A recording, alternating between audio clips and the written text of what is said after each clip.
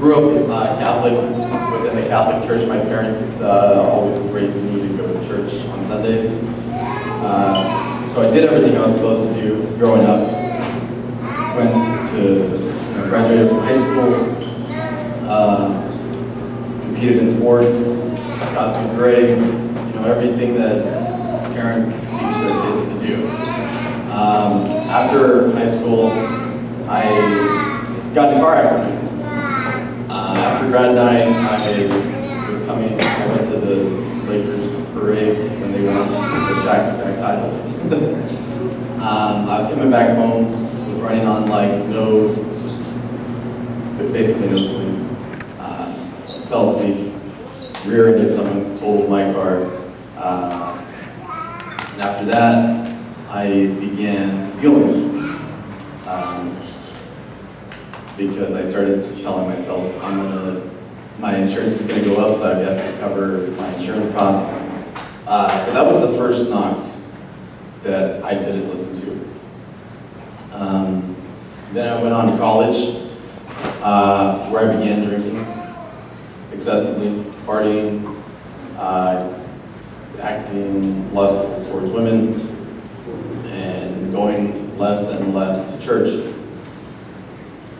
Again, I kept doing what I'm taught to do. I graduated college, got my degree, and right after I graduated, I started working, and then I got in another car accident. This time, I actually rolled my car, and luckily, my car kind of had a cat mentality because I landed back on the wheels. And that was the second knock that I didn't listen to. And then I got into a serious relationship. It was someone that I really thought that I was going to marry, and I put so much effort into that relationship. But unfortunately, that was something that had to end. She had some medical issues where her future was uncertain, and I had to, take a step back and let her spend time with her family and her daughter. And this kind of broke me. This led to even more drinking, partying, meaningless sex, and constant just looking for ways to fill like a void that started developing in my heart. And basically, I wasn't going to church. I'd only go to church maybe on holidays, asking God, why? When I was finally starting to get happy, why do you take that away? And then eventually that led to me getting a DUI. And that was the third knock that I finally said, okay, obviously my way isn't really working, so let's see what you got. And I just realized that I needed to start changing my life. And that's when Melissa actually invited me to come to the Sword. She made me sit up front right here, which I'm not one to sit up front in a class, at work, or anywhere for that. But the first day, I called a prayer. I realized that I was doing things, I was trying to fill my heart with things of this world versus looking for God. And the first day we called a prayer, I dropped down to my knees and I asked Him for forgiveness, because that's something that I never asked for. But this still wasn't where I had my metanoia. That was just the first layer coming back. It wasn't until after I started taking the discipleship classes here, reading the Bible, the prayer classes that my sister Sandra mentioned, and really dedicating my time, my mornings, my afternoons when I was having a bad day, my evenings, to making sure that I was praying. And that's when I came to realize that everything I had done in my life was just to conceal something that I had hidden since I was a kid, which was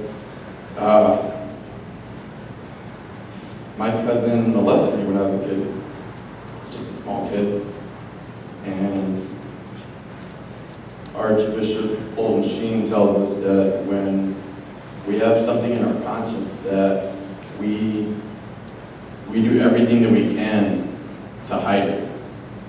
And I buried it so deep that I was looking for anything in this world to fulfill it. Everything but God. And I had tried everything.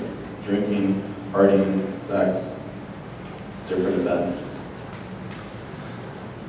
And my mom and dad, they're my biggest blessing. My mom used to tell me that, I'm going to say this in Spanish, by the way, for those that don't know. Tomas como quieres tomar todo el alcohol del mundo, which means I was basically trying to finish all the alcohol in the world. But it wasn't that I was actually trying to drink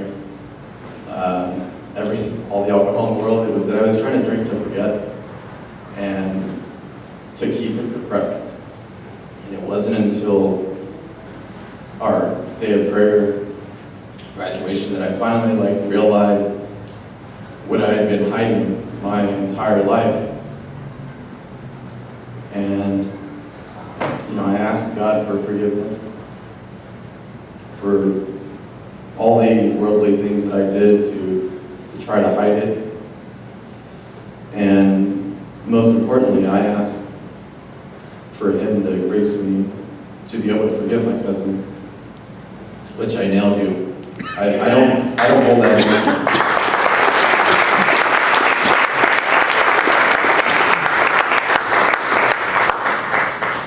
I hope the next time that I do see my cousin, I can ask him for his forgiveness, because I held so much hatred towards him. And I know that now I can't do that, because my walk is different now. Now, I can honestly say that I serve the Lord with all my heart and all my spirit. And that now, going forth, it's for His glory, not mine. Amen. Amen.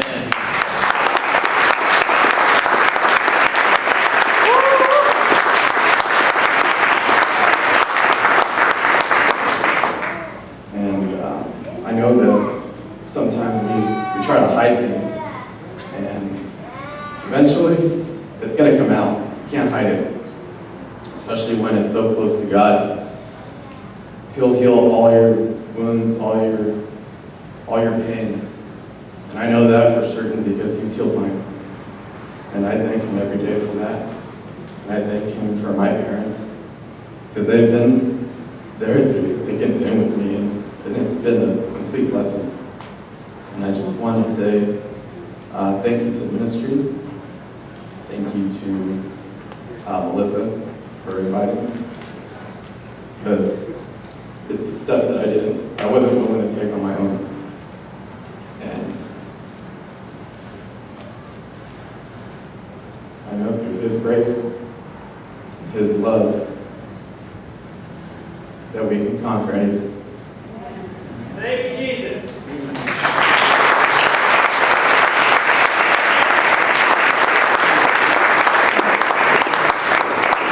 I actually just want to read one Bible verse that I hold really dear since I've had my metanoia. And that is, I have it here.